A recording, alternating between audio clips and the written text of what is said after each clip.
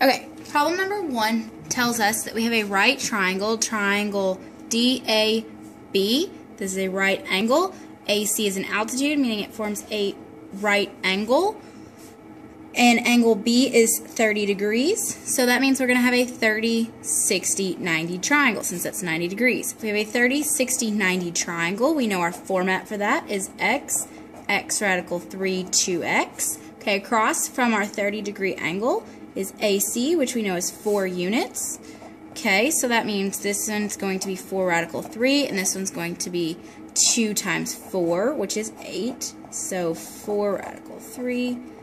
So that means this side right here is 4 radical 3. This side is 8. Okay, BC is what we want. So that's 4 radical 3 units. Okay, we also want CD. Well, let's take a look. If this is 60 degrees, this is a right angle, so that means this is left to be 30. Well, if this is a right angle, this forms a line, so this has to be a right angle, which means this is 60. So we have another 30, 60, 90 triangle. Again, our format is x radical 3, 2x. So in this case, our 4 is across from our 60-degree angle. So we're going from x radical 3 back to x. So I have to divide by radical 3. So 4 divided by radical 3, well, I need to rationalize that. Radical 3 over radical 3. It's 4 radical 3 over 3. So that's what I get, 4 radical 3 over 3. Okay, problem number 2, what is x to the nearest hundredth? So from this 33 degrees, I have my opposite and my hypotenuse. Opposite and hypotenuse make sine, so the sine of 33 degrees is opposite, which is my x, over my hypotenuse, which is 10. I'm going to multiply both sides by 10. So x is 10 times the sine of 33 degrees, which means x is approximately 5.44 units. Alright, number 3, find the measure of the interior angles to the nearest tenth. So we know this is a triangle, so all of the angles together have to add up to 180 degrees. So I'm going to add them all up, set it equal to 180 degrees. So 3x plus 2x is 5x, plus 1x is 6x. 2 minus 1 is 1, minus 1 is 0. So it's just 6x is equal to 180. And then we're going to divide both sides by 6. So that means x is 30 degrees. And then we're going to go back here. So 30 minus 1 is 29 degrees. 2 times 30 is 60, minus 1 is 59 degrees. And 3 times 30 is 90, plus 2 is 92 degrees.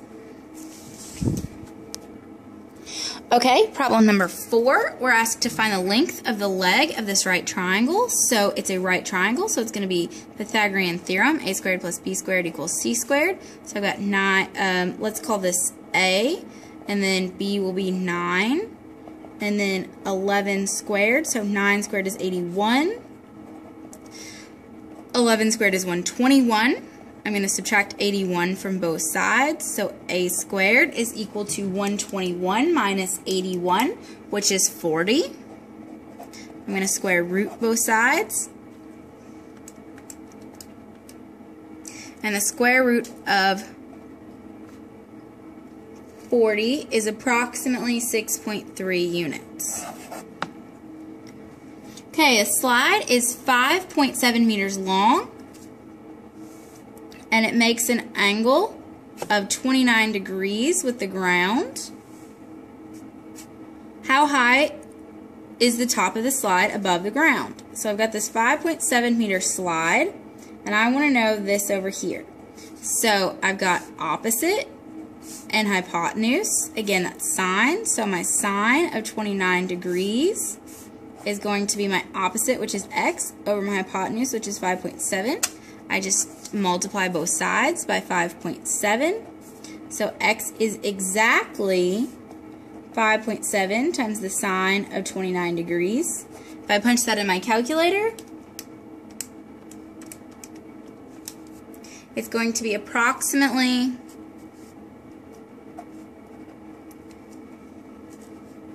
2.76 meters. 2.8 meters if you round to 1 decimal place. Okay, number 6. The sine of an angle in a right triangle is 2/3. What is the tangent of this angle? So I know that the sine of an angle is equal to 2/3. I could draw a triangle if I would like. So let's see, 2/3. So sine is opposite. So that's 2, and my hypotenuse is 3. All right. Well, I need to find the tangent. In order to find the tangent, I would need this third side. So there's more than one way I could do this. I could do this with sine, or I could do this with my picture. I'm going to use my picture. It's a right triangle, so I can use the Pythagorean theorem. A squared plus b squared equals c squared. So I know that c is 3. I know that one of my sides is 2. I don't know my other side, so I'm going to find that side.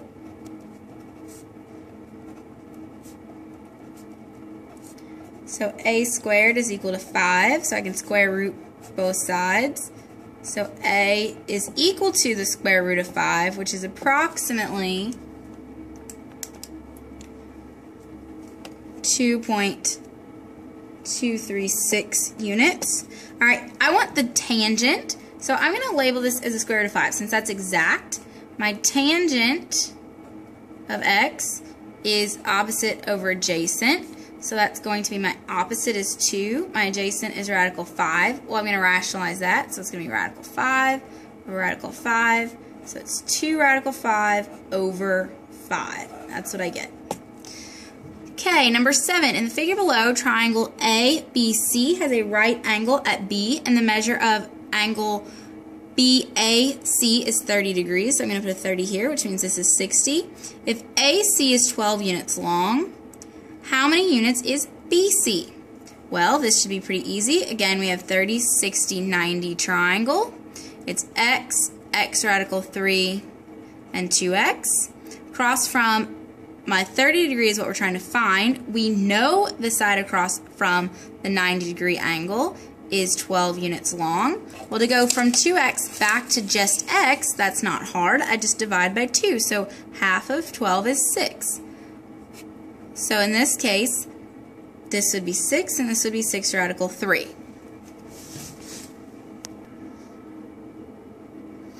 Okay, problem number 8 says in triangle ABC, angle ABC is a right angle and AC is 8 units. If AB and BC are equal in length, what is the area in square units? So it says that AB and BC are equal in length. What is the area? So we need to find the area. Well, if they're equal, that means these have to be 45 degrees. So we know we have a 45, 45, 90 triangle. And we know that our pattern is x, x, x radical 2. We know that across from our 90 degrees we have 8. So to go backwards, we have to divide by radical 2. So 8 divided by radical 2. I'm going to rationalize that. It's going to be 8 radical 2 over 2, which is just 4 radical 2. And I know that the area of a triangle is 1/2 base times height. In this case, I've got 1/2 times 4 radical 2 times 4 radical 2. So let's see, I've got 1/2. 4 times 4 is 16. Radical 2 times radical 2 is 2. Well, half of 16 is 8 times 2 is 16. So it's 16 units squared, or square units. Alright, number 9. In this figure, AB is congruent to AD. So AB is congruent to AD. So that means if these are congruent, this has to be 45 degrees and this has to be 45 degrees, because that's a right angle. Okay, the measure of angle ADC is 105 degrees. So this whole angle here is 105. So I'm going to do 105 minus 45. And that's going to give me 60 degrees. So this is going to be 60 degrees right here. So if this is 60, that means this is 30. We're trying to find DC in centimeters. Okay, so I need to figure out what DC is. I know that AD is 6 centimeters. So this is a 45, 45, 90 triangle. These are across from a 45-degree angle. So this is 6, 6, 6 radical 2. So this is 6 radical 2. All right. And then I have a 30, 60, 90 triangle down here, which is x, x radical 3, 2x. Okay, and across from my 30-degree angle, I have 6 radical 2. I want to find the side opposite my 90-degree angle, so I've got to multiply that by 2. So 6 times 2 is 12, so it's going to be 12 radical 2. That's my answer. All right, and this triangle is equilateral. What is the y-coordinate of vertex A? So we want to know what this is right here. So if they're equilateral, that means these all have to be the same. So to go from 0 to 2a, this is going to be 2a. So that means we know that these sides also have to be equal to 2a. Okay, it's an equilateral triangle, so that means all of these angles are 60 degrees. Well, if I drop this down here, because that's really what I'm trying to find. I'm trying to find the y, and that's going to be the length of this here. So if I do that, I'm going to form a 30, 60, 90 triangle. And I know that across from my 90-degree angle,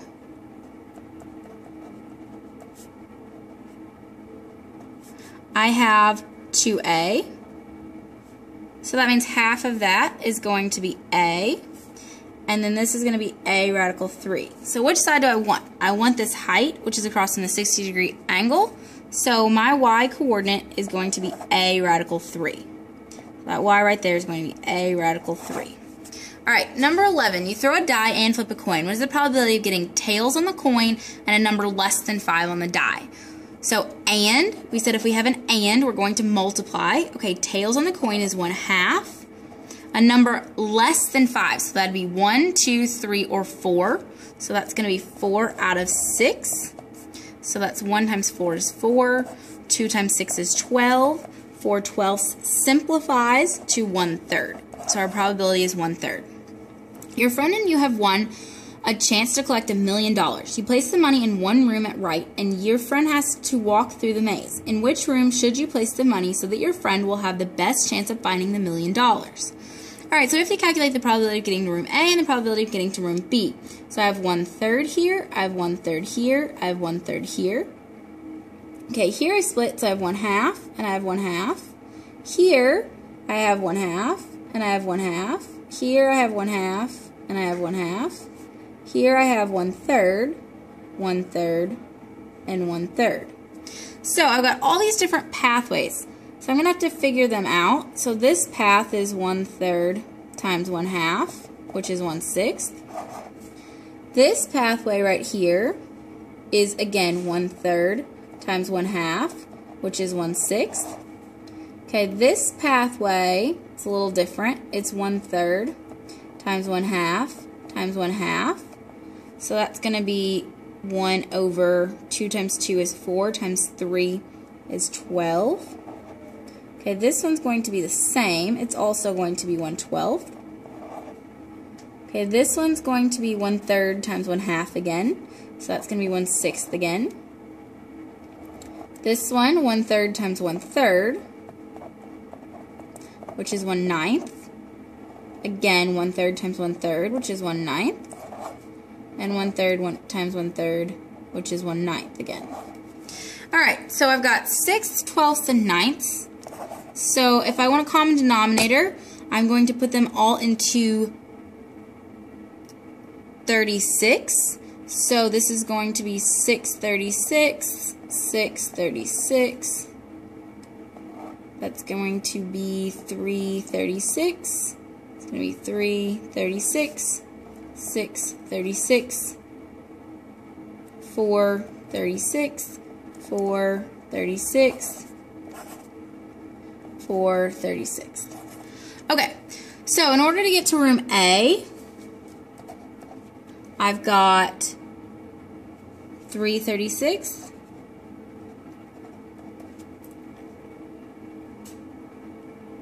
3/36, 6/36,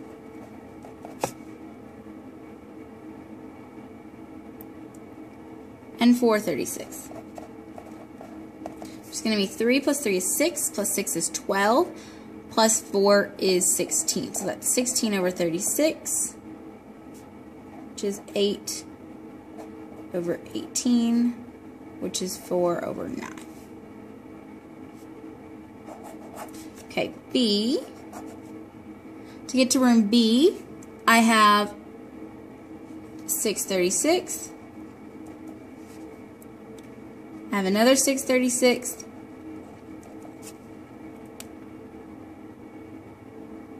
I have a 4/36.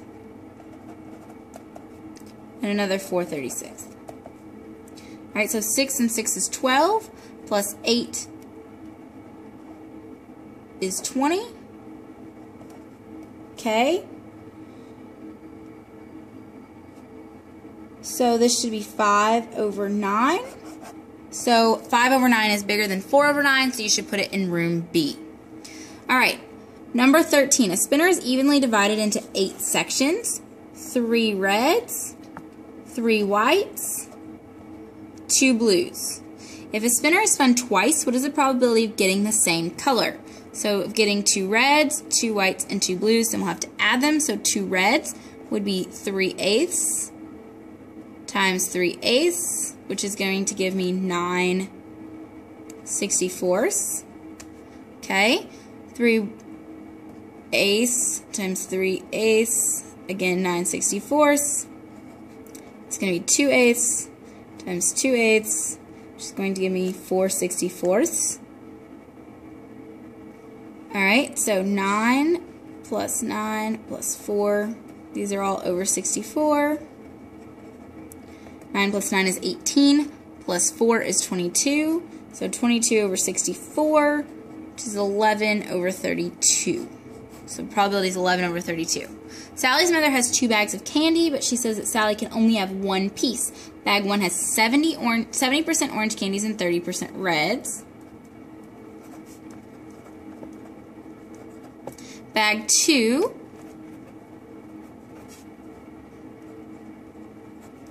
has 10% orange, 50% white, 40% green.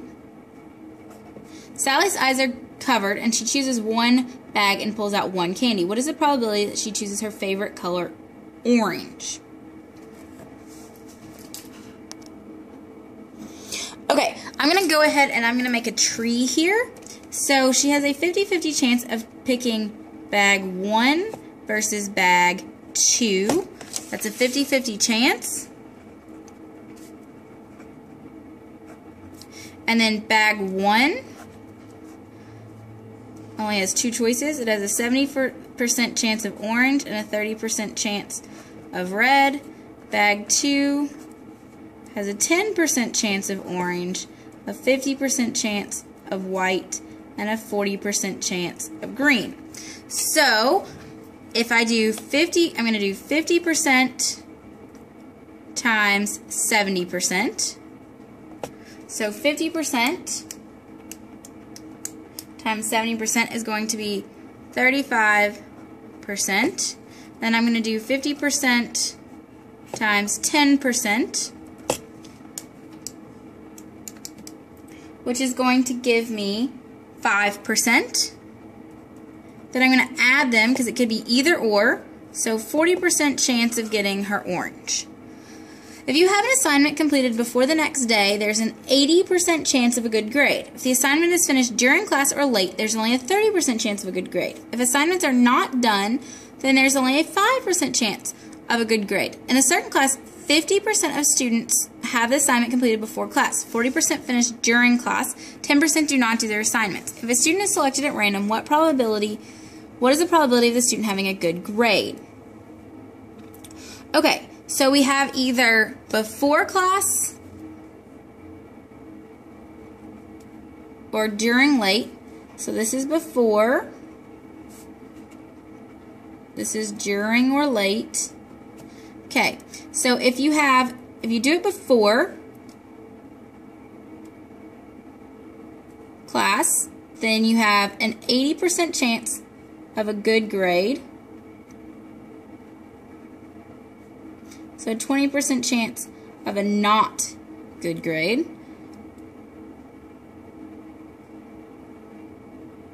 Alright, if you do it during class or late, then there's a 30% chance of a good grade, which means there's a 70% chance of a not good grade. And if you don't do it at all, so there's actually another branch here.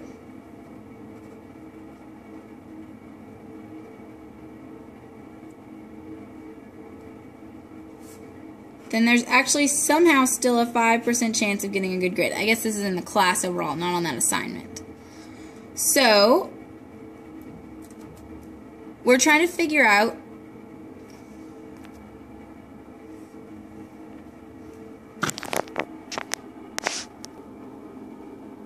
the probability of a good grade. And we know that 50% of the class had it done before, 40% did it during class, and 10% did not do their assignment.